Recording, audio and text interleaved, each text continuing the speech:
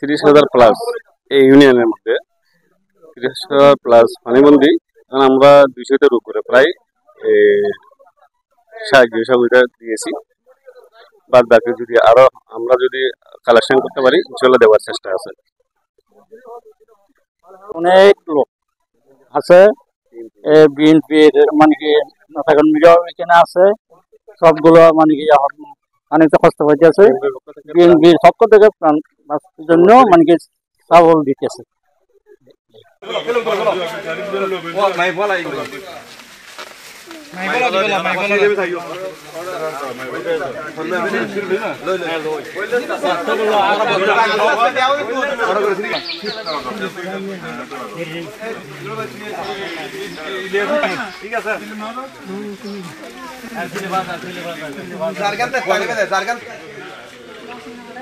Hello,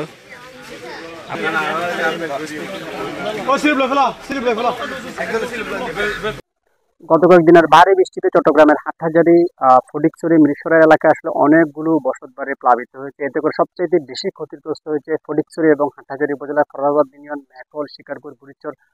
বলতে গেলে অনেক মানুষ পানিবন্দী। কিন্তু গতকালকে থেকে যারা সংগঠনগুলো রয়েছে তারা উদ্ধার তৎপরতা চালাচ্ছে। কিন্তু আমরা এখন যেটি এসে দেখেছি হাটহাজারী উপজেলার মেখল ইউনিয়নের কয়েকটি এলাকায়, এখানে প্রায় এখানকার যারা মানুষ রয়েছেন তারা যেটি বলছেন প্রায় 30,000-এর অধিক মানুষ পানিবন্দী রয়েছেন, তাদেরকে উদ্ধার তৎপরতা চালাচ্ছেন। এখানে স্থানীয় যারা বিএনপির নেতাকর্মীরা রয়েছেন তারা তাদের যিনি সংগঠনের নেতা বা তারা যেই যাকে অনুসরণ করেন বীর মুক্তিযোদ্ধা এস এম ফজলুল হক, ওনার নেতৃত্বে ওনার যারা নেতাকর্মী রয়েছেন তারাই কিন্তু পুরো উপজেলায় তারা ত্রাণ কার্যক্রম চালাচ্ছেন। পাশাপাশি বিএনপির আরো যারা নেতাকর্মী রয়েছেন তারাও ত্রাণ কার্যক্রম ত্রাণ বিতরণ করছেন। আমি একটু কথা বলবো, আপনারা তো সকাল থেকে ত্রাণ বিতরণ চালাচ্ছেন, এখন পর্যন্ত কতগুলো মানুষ প্রাণীবন্দী এবং কতজনকে ত্রাণ বিতরণ করেছেন? এখানে আসলে প্রায় মেকলে 30,000-এর মতো পানিবন্দী। আর আমরা তো গত 2 দিন ধরে আমরা উদ্ধার কাজ চালাচ্ছি, যতটুকু সম্ভব আমরা চালিয়ে যাচ্ছি। আর আমরা আজ সকাল থেকে প্রায় 200 প্লাস ত্রাণ বিতরণ করছি।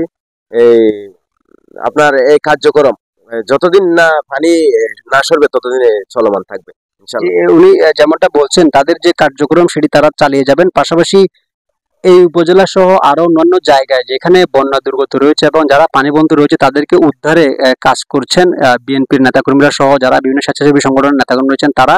আরেকটি বিষয় হচ্ছে যে ফটিকছড়ি, হাটহাজারী উপজেলায় গত কয়েকদিনের যে বন্যা, সেই বন্যায় আমরা এখন পর্যন্ত 5 জন নিহত হওয়ার খবর পেয়েছি এবং অনেকেই আসলে অসুস্থ বা ঘরবন্দী রয়েছেন। বিভিন্ন সংগঠনের পক্ষ থেকে তাদেরকে শুকনো খাবার, খাওয়ার স্যালাইন বিতরণ করছেন, বিশুদ্ধ পানি বিতরণ করছেন। তবে যেটি সবচেয়ে দুষ্কর হচ্ছে যে হালদা নদী যেটি রয়েছে সেই হালদা নদীর পানি এখনো বিপদসীমার উপরে রয়েছে। পাশাপাশি হালদা নদীর বাঁধ ভেঙে যাওয়ার কারণেই মূলত বিভিন্ন এলাকা প্লাবিত হচ্ছে বলে আমরা যেটি জেনেছি। কারণ আরেকটি বিষয় হচ্ছে যে হালদা নদীর যে বাঁধ যেটি ভেঙে গেছে সেটি হাটহাজারী উপজেলার নাজিরহাট এলাকার যে বাঁধ রয়েছে সেই বাঁধটি ভেঙে যাওয়ার পরপরই মূলত হাটহাজারী উপজেলার ফরাদাবাদ ইউনিয়ন, মেখল, শিকারপুর, এসব এলাকা বেশি প্লাবিত হয়েছে। বিসমিল্লাহির রহমানির রহিম। আসলে দেশের ভয়াবহ বন্যা পরিস্থিতিতে বাংলাদেশ জাতীয়তাবাদী দলের ভারপ্রাপ্ত চেয়ারম্যান জনাব দেশনায়ক তারেক রহমানের নির্দেশে বন্যার্তদের পাশে দাঁড়ানোর জন্য সবাইকে আহ্বান করছে। এই হিসেবে কেন্দ্রীয় কর্মসূচি হিসেবে হাটহাজারী উপজেলা যুব দলের পক্ষ থেকে হাটহাজারী সূর্য সন্তান বীর মুক্তিযোদ্ধা এস এম ফজলুল হকের নির্দেশে আজকে এই প্রোগ্রাম। আজকে এখানে প্রায় 200 প্লাস। সাথে সাথে আমি আমার ওই ভাইদেরকে আন্তরিক মোবারকবাদ জানাই যারা দেশ এবং প্রবাস থেকে আমাদেরকে সর্বোচ্চ সহযোগিতা করেছে এবং এলাকার ভাইয়েরা যেভাবে সহযোগিতা করছে তাদেরকে আমার মুজফ্ফরপুরবাসীর পক্ষ থেকে এবং আমার হাটহাজারী উপজেলা যুব দলের পক্ষ থেকে আন্তরিক অভিনন্দন এবং মোবারকবাদ জানাই।